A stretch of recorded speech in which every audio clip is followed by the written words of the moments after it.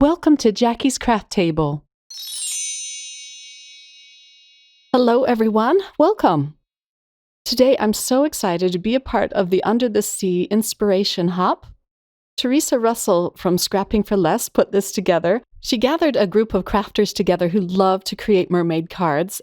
This is going to be a 3-day hop, and I gathered some really cute supplies to create this card for you guys today. I'm starting off by doing a little bit of watercoloring. I pulled out my little palette of Daniel Smith's. This is a hand-selected palette with colors that I love. Daniel Smith watercolors are really fun to work with, and I thought it'd be perfect to go along with the ocean theme. This first color that I'm using is called Cobalt Teal Blue, and it's just a beautiful color for painting underwater scenery. I'm going to add a little bit of darkness to the bottom of my painting, and I'm using iridescent electric blue for this. These colors just granulate beautifully, so the paint doesn't go on completely smooth. You'll see a little bit of texture to it. I'm going to do a few layers just to add a rich darkness to my paper. This paper is from Stonehenge, and it's a hot press, which means it's really smooth. And now for the stamp set. I love the stamp set from LDRS. It's called Mermaid Treasures.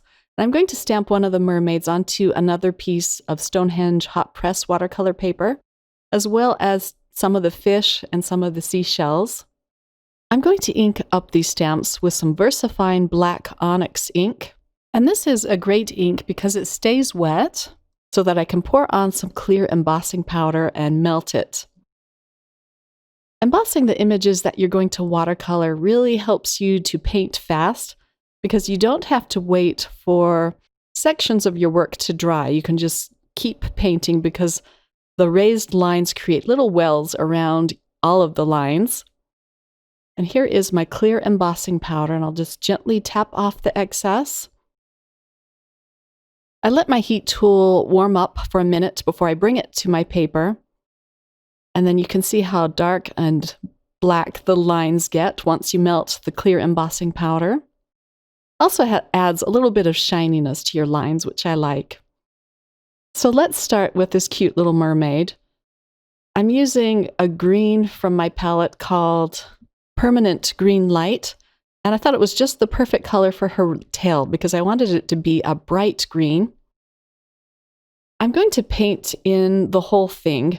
And then to add shadows, a fun way to do that is to just pick up some of the paint with a tissue. You could, of course, use a white gel pen when the image is dry, but this is a really fun and quick way to put in some highlights. So I'm just dabbing off the paint with a tissue, and it just pulls a little bit of the color right up. I'm going to do that with her hair too. I'm going to add lots of layers of paint. And I didn't tape this panel down because I am going to be fussy cutting out these images once they're dry. Here I'm going to dab it with a tissue and just create a highlight there at the top of her head. I also do it on the sides of her hair too. Now to paint in the little fish and the seashells. So this is a hashtag hop, and you can click on hashtag Thursday Under the Sea to see all of the beautiful inspiration of the crafters involved in this hop. There's going to be one on Friday and Saturday as well, so lots of fun inspiration coming your way. And a big thanks to Teresa from Scrapping for Less for putting this fun hop together. I'm not ready for summer to be over yet, and it seems like this time of year there's a lot of people anxious for fall time. That's definitely not me. I like to stretch out summer as long as I can. So these mermaid cards just made me happy. I'm using some burnt sienna to paint the sand under the sea. I just have a little piece of scrap paper here. I'm going to add more darkness to this. This paint also granulates, and I thought it was just perfect for the sand under the sea. And then I'll just allow that to dry. I'm using a cute set of dies from Sunny Studio, and they're called Stitched Semicircles. And I'm going to cut out a panel from my watercolored piece. And I'm making sure to put the washi tape on the outside because I don't want to pull up any of the color. Some watercolor papers are really easy to rip with washi tape. I'm also cutting out a little heel with my brown paper, and that also has faux stitching on it. Okay, so here are my pieces. I love those semicircle dies. I'm also going to use that same semicircle die to cut down this piece of brown paper so it fits perfectly in my semicircle. I'm just using a little more washi tape to hold this in place while I run it through my Sizzix Big Shot machine.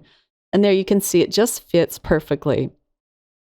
My next step is to stamp out some seaweed. And I have two different colors for this. I have some ink from Gina K. It's called Blue Lagoon. And I'm going to stamp up a few. I don't know how much I'm going to use at this point, but I just want to make sure I stamp out enough. It looks so cute. I'm going to fussy cut these out as well. There are coordinating dies available for this stamp set, but I don't have those. But sometimes fussy cutting things out is just as easy and more cost effective. So here's all the seaweed stamped up, and I'll cut those out off camera. I'm also using a beautiful stencil from LDRS. It's called Mermaid Shimmer. And I'm going to pull out my little Distress ink cubes. I don't use these very much anymore, and I just adore them. I'm using Mowed Lawn and Picked Raspberry. Just look how cute that turns out. I had so much fun with that. The sentiment is going to say, waving hello. I'm using more VersaFine Onyx black ink, and I'll cut that out with a fishtail die from Pink and Main. I always just have that out on my desk because I use it so much. Now I can add the water on top of my card. I think the mermaid stencil is upside down, but I don't realize that until the end, but it still looks cute. That's all right. Now to add the sand. The only thing I'm going to pop up is the little mermaid and my sentiment. But I decided to add the seaweed just along the sandy bottom of the ocean. I'll just glue those down flat, and I just end up using 3 of them. This adds a lot of fun interest to the card. And now for my little mermaid. And I put a lot of foam pieces behind her. And then I'll just place her between the seaweed. I had a hard time figuring out where to put the seashells, but I decided to put them kind of behind her. I wish I had stamped out more. And before I add the fish, I'm going to attach my sentiment. I'll pull off the release paper and add that up at the top.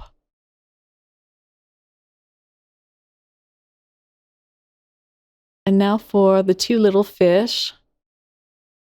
I'm just using little dots of glue to attach those. I haven't made a mermaid card forever, it seems like, so I had a lot of fun putting this one together.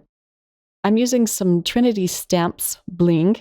This one is called Bubble Bath, and they're flat-backed beads, and I just love these. They come in different sizes. Look how pretty they are, just like little bubbles under the sea.